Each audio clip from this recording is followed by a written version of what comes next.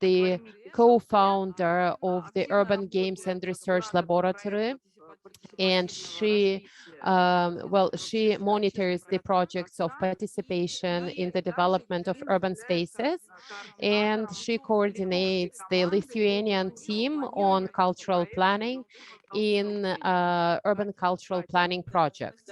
So Ekaterina, the floor is yours. So can you hear me well? Yeah, thank you.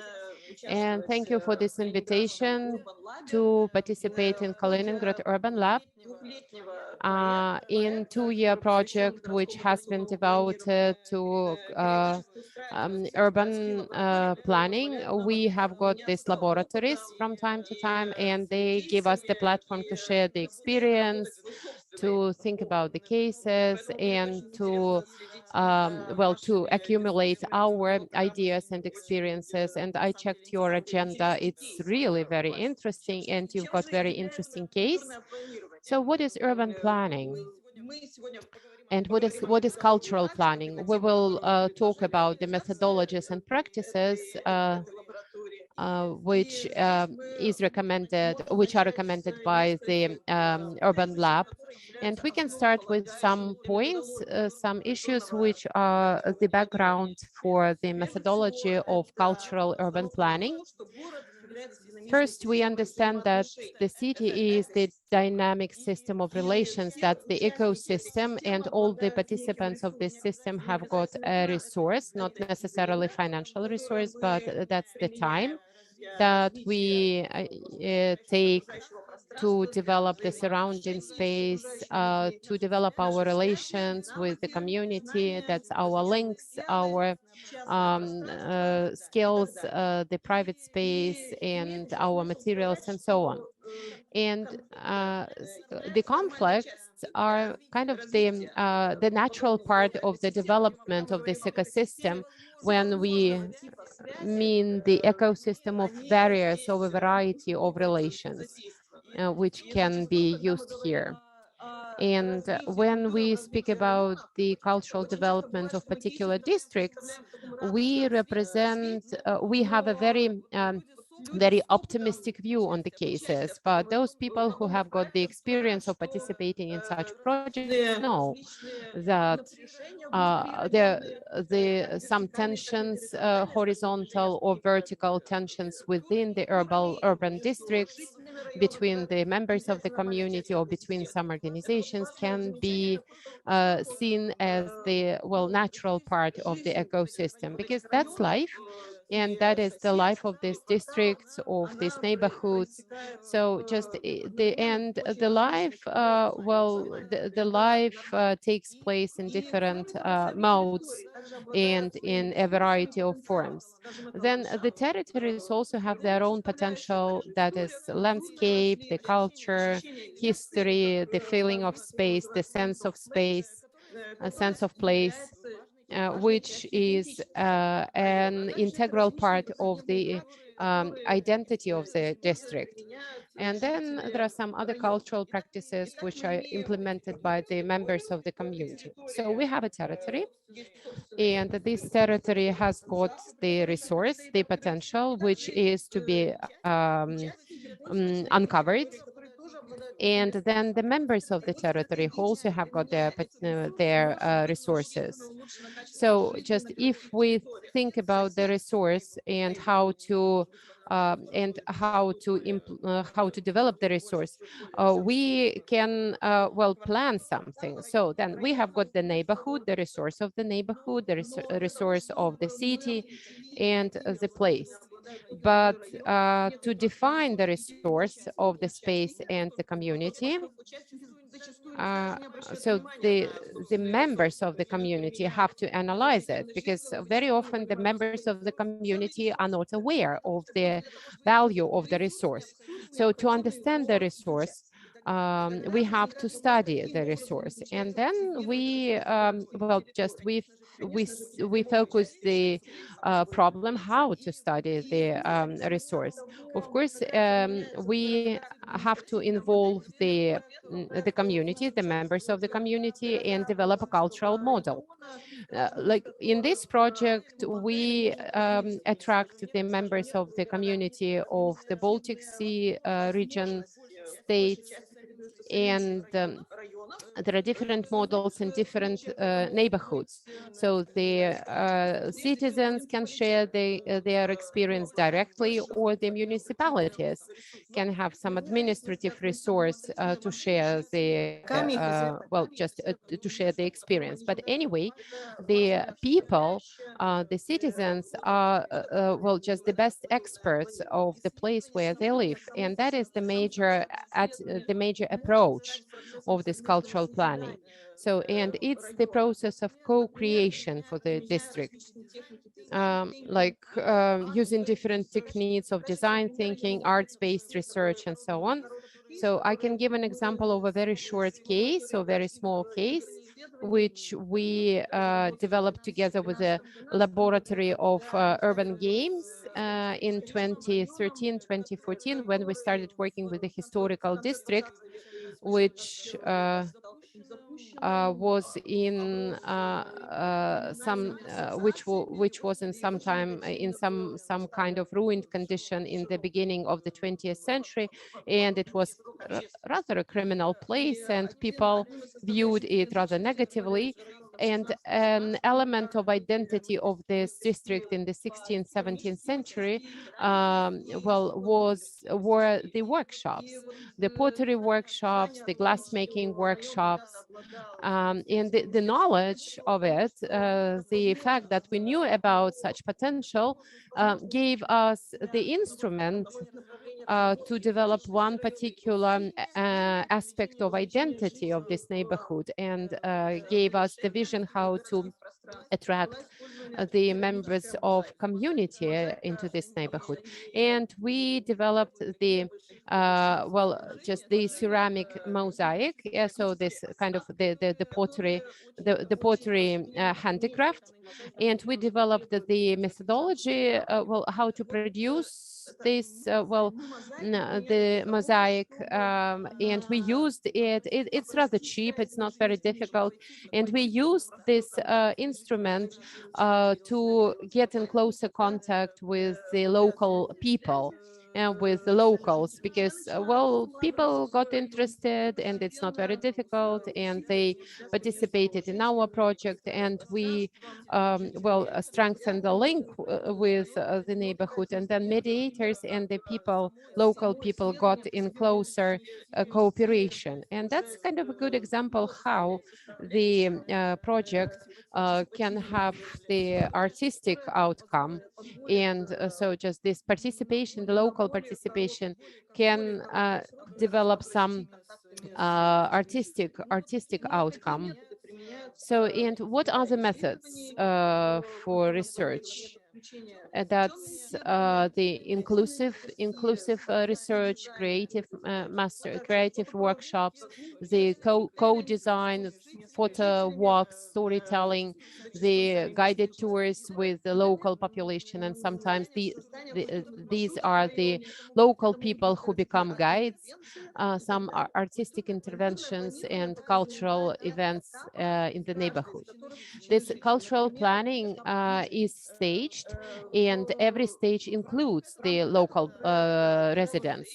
One of the founders of cultural planning, Trevor Davis, focuses on the cultural inclusion of the local population at every stage of cultural planning. And so visioning is the methodology, or is the tool which makes it possible to develop the images or the directions of urban or cultural development of some particular area together with the local residents. Of course, these images can change, can transform into something, and can change in the future, but that's a good opportunity to talk to local population and to get to know what kind of image they develop. Because very often when we use the same routes, the same city routes, or the same city tools, we do not understand fully our link to some places. And so these artistic creative laboratories and workshops can become very good instrument to develop such understanding. Another point which is stressed by another researcher, uh, Leah Gilardi, who is also a very well-known name in urban cultural planning, is that the active participation of the local residents means that the local residents are not consumers, but they are co-creators of urban space. And when we speak about the urban planning, there is the major question: who is the urban planner? And we have, well, a kind of tri-focus system. So on the one hand, it is, well, citizens or local residents who know the place, then mediators who are represented by a very wide group of experts and institutions. These are cultural organizations, cultural institutions, the educational institutions like schools, universities, and even kindergartens. And these are artists and designers who work together with the local community in different social researches. And on the third side, there are municipalities and strategic institutions which support the idea of local processes and who ensure that the local processes can be continual, and they can be included into the strategy of urban development or city development. Then cultural planning is about interinstitutional networks. It's not just personal, it's not about personal connections, but it's about interinstitutional connections, because very often it's a kind of private initiative or one person initiative who work of people who work for some institutions. But well, just the processes must be scaled up, and certainly we need the institutional support and institutional connections between the private organizations and private people and public institutions. So the composition of participants can be absolutely various. Yeah, so that could be the kindergarten with some particular ideas, and there could be the culture house in some neighborhood, and there could be different units or municipal branches, municipal departments which function in this area, different cultural organizations, or just people, artists who actively participate in in this process of urban development. So in each and every case, we can have various diverse composition, but there must be well, strong link between the public organizations, administration, and some private organizations. So if you visit our site, just you can see the site. So you can see the cases, you can see the cities right now in the screen, the cities which have been developing different methods of cultural planning for these recent 2 years. Of course, each case and each place in the cities can be different number of cases and different number of neighborhoods in these cities. But in every case, we deal with different challenges uh, in some places, and different possibilities or different capabilities of the districts, of the neighborhoods. The cultural planning in The cultural planning resembles the tactic urbanism. And we know that over the recent 10 years, we have seen a number of buzzwords which name the creative processes happening in different localities, in different spaces, in public spaces, in neighborhoods, and so on. And tactical urbanism is one of the names for such processes when the local residents get included into creative practices, when they improve some particular space, some particular area in the district. And the cultural planning is the next step. So it means scaling up the results, the development of interinstitutional links, and strategic development of some particular neighborhood, district, or city. And that is why we need this close link to municipalities. So the cultural planning is also about strengthening the role of local communities, and that's where the mediator is needed.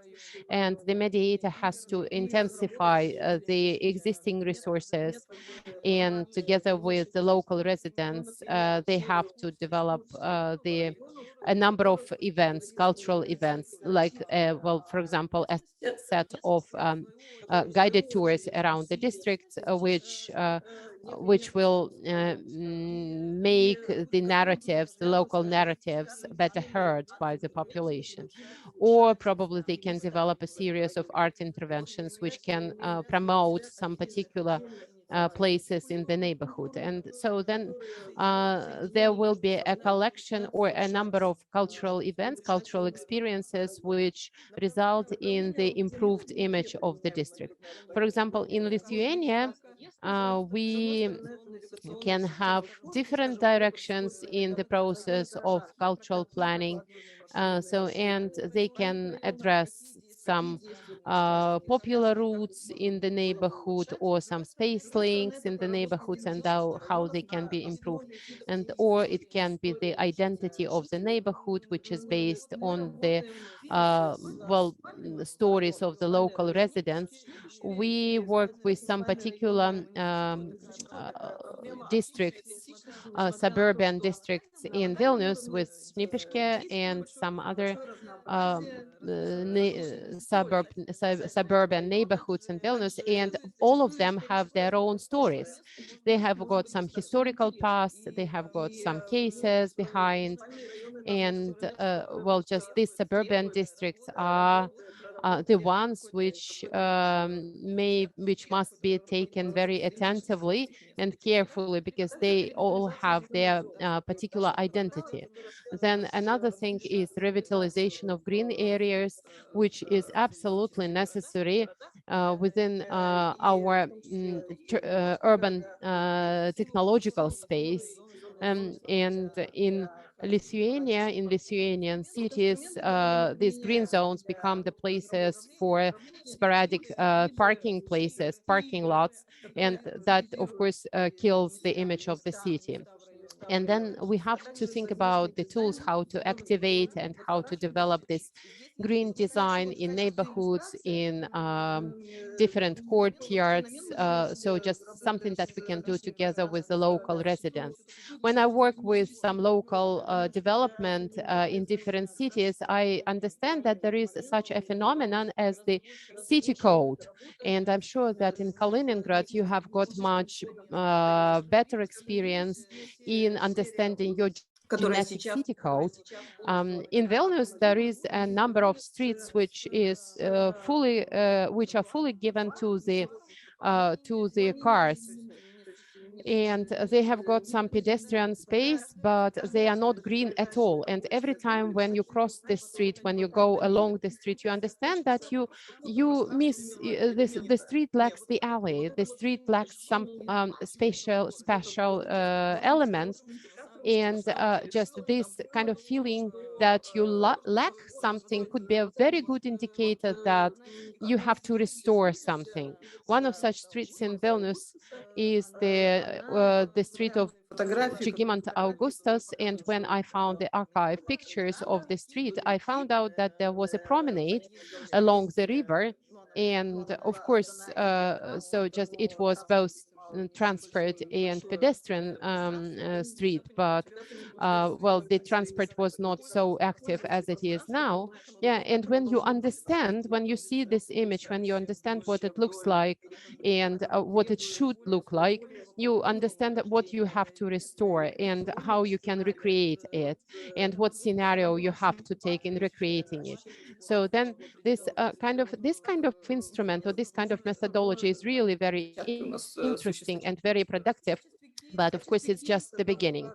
Well, another case, how we can study the city identity, I get back to the case of Visaginas, and we started developing 4 years ago with the curator from Visaginas, Oksana Denisenko, and so she is still working with this project. Visaginas is the youngest city in Lithuania, and its architecture is the post or late Soviet architecture, but with different creative designer ideas, which the architects came up with when the city was being developed, when the city was being constructed. So the city was built around the nuclear power station, which later was closed. The city now is trying to find its identity. It used to be the nuclear city, but what is it now? So that was the city with high concentration of experts in nuclear energy, but now it needs some different prospects and some different vision. And on the one hand, we used the pictures, the picture walks, which was suggested by Trevor Davis, and that had really very high potential to view the city space in a different, well, just to have a different view on the city space.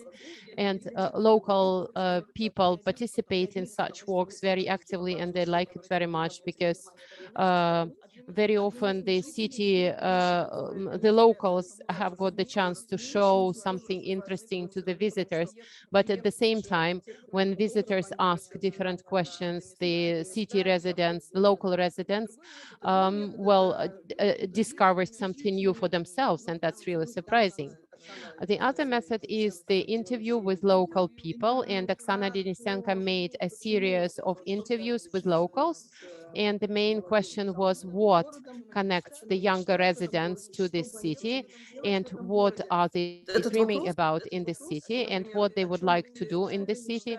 And this question, what are you dreaming about creating in this city, discovers or uncovers the great potential both of the city and its residents. And to me, it was a surprise that, well, one of the residents of Visaginas, who для таких как выездных лагерей для любителей астрономии, то, что is an окраины города мало освещены. И для астрономов unfortunately, I cannot hear. таким образом то, что может быть для таких как и Yeah, астрономия. so just he's an astronomer and he uses the potential of Visaginas as the platform for astronomic observations. And so just the kind of lighting which exists there is, well, a big plus, a big advantage for some of the residents. And you can see different elements of the city. And then after photo walk, when we started analyzing the materials, we understood that there are lots of elements, like everyday elements in the city, like the elements of many-storied building, multi-storied buildings, the elements of the constructions which can be used to, intensify the identity, to strengthen the identity. The cities, this local residents mentioned very often that it's the city in the woods, the place around surrounded by nature, and it was of course a great part of their identity. And that's the ornament which we developed. And well, that's the visual grid or the visual alphabet. So just which makes it possible to connect some typical elements into some visual language or through some visual language. And this language or this grid can be used in different contexts. And another one is the color palette. And but in Vilnius, the suburban or just residential areas were built in different decades, but they are connected by the main architectural elements. So they are concrete buildings, very typical architecture of post-Soviet time, concrete building, but they have got some particular color accent. And when you walk around the city and you see different colors in different districts and you connect them together, you get this color palette. And we derived a number of color palettes because some well, different specialists, different experts saw the colors of the city differently. And this also is a good sign that the city can develop further, because sometimes so the residents see it differently, and you can implement different or just you can invest these different ideas into this color palette. And you can see how this visual grid is made. Yeah, and then these elements can be used further in different contexts. And I know that for over these 2 years, Oksana, together with her colleagues in Visaginas, continued their work, and they have created a series of art inclusions or mosaics or art inclusions, which later can be incorporated into the fabric of the city. And why do we do it? Well, of course, we want to renovate our cities, because sometimes the cities lose the diversity of elements which are typical for them. So they lose something that is historical, and they become, they become very similar to each other. So, and if we keep these textures, if we keep these particular elements or characteristic elements of the cities, and if we can document it, so we can, of course, use it for to develop the identity of the cities in the future. Another way, local guides. Another way is the local guides who offer local guided tours. And so just the people who are local guides, they can be both experts and just common residents. And it's really very exciting, because people can create the history of the space. And we we developed or just we saw the kind of the program, or just we saw the process of the development of such, or growth of such local city guide in one of our projects. And this city guide is kind of ordinary person from the just from the locals, who offered her own vision of the city, and who entertained the visitors with her own stories and her own poems and music. And then she developed into the kind of a very good, remarkable and well-known city guide now. So that is the district Shnipishke, which we work with now. So the district which was built in the 60s, and it's quite typical in Russian context, and it's or post-Soviet context. And so just you can see 5-storied, 9-storied residential houses with lots of cars in the yard, and almost every yard looks like this, and that's chaotic parking. which is a big issue for our residents. And when we apply some cultural instruments working on this issue, uh, we can achieve some results only if we have some particular cultural toolkit. Yeah.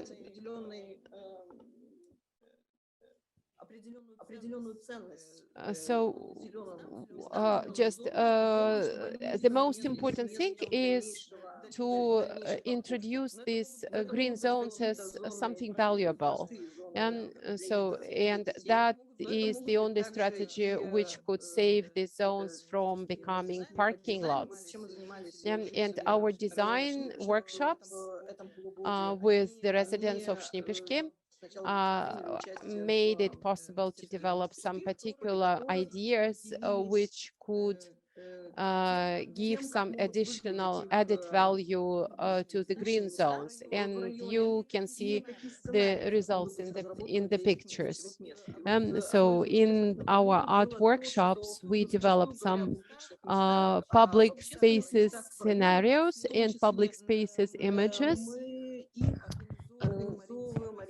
in some particular.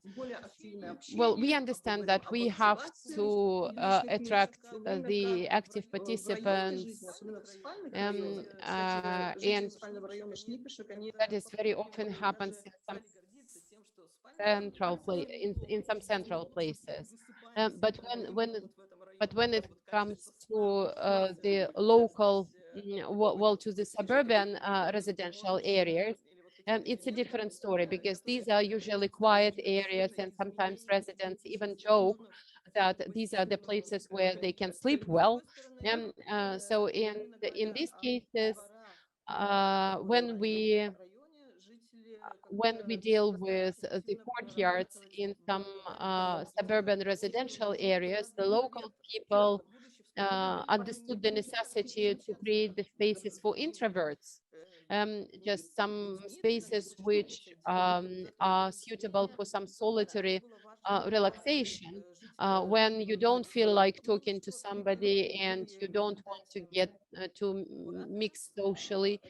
You would like to have a kind of shelter, or a kind of this space for your chosen solitude.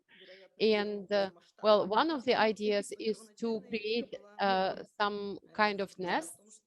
So nest is a favorite game for the kids, but the grown-up people also showed very positive attitude for such nests, and that could be the place for the introverts where they can hide, and they can be with themselves, and they can spend some time isolated from the community and from the other place.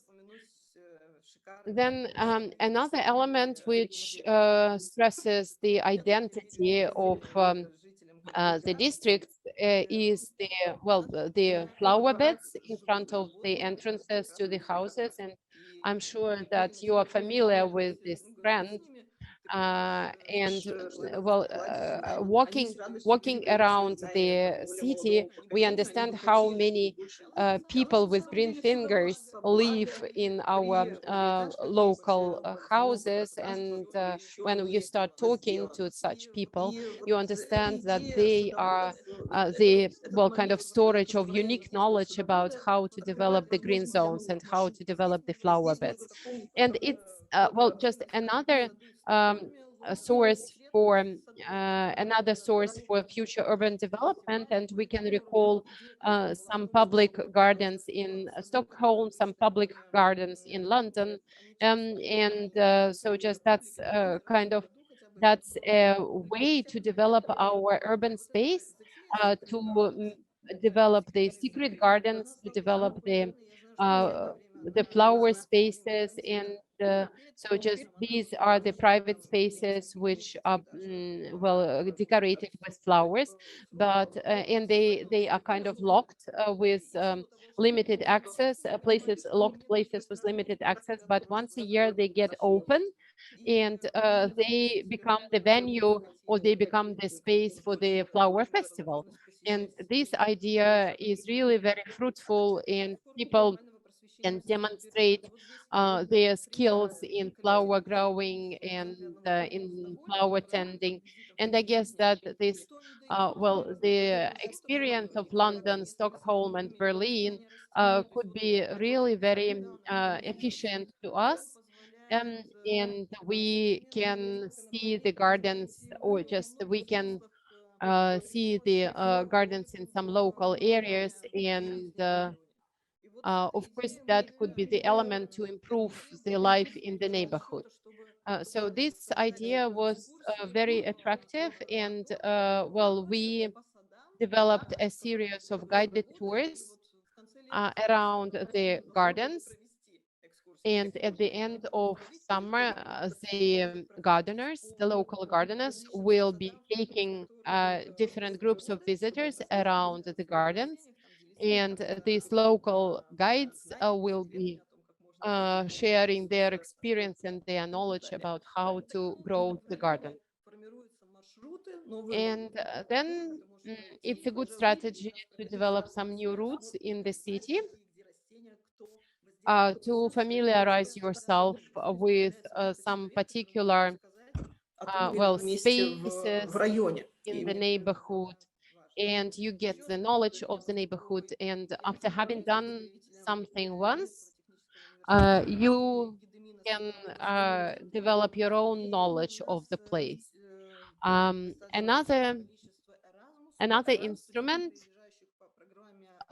is about some technical issues of urban planning, and I'm the representative of Technical University, and we have got quite many Erasmus students in our university, and it was really very interesting to hear the opinion of these Erasmus students of our local courtyards, what they think about our city, what they think about the cultural roots of the city, and how they evaluate, or just what they think about our well, courtyards.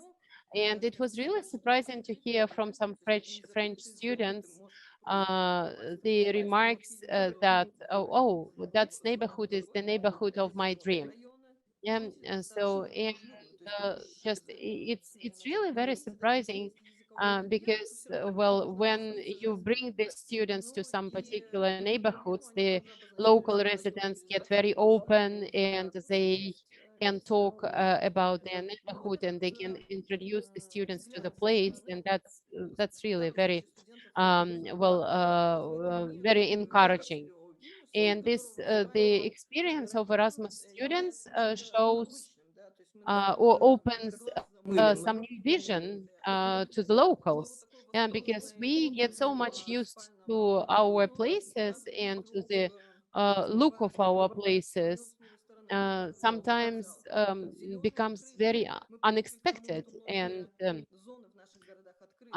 we are used to having many open spaces, open public spaces in our cities, and that's the norm. So I don't like when the city, the public spaces get fenced and get locked.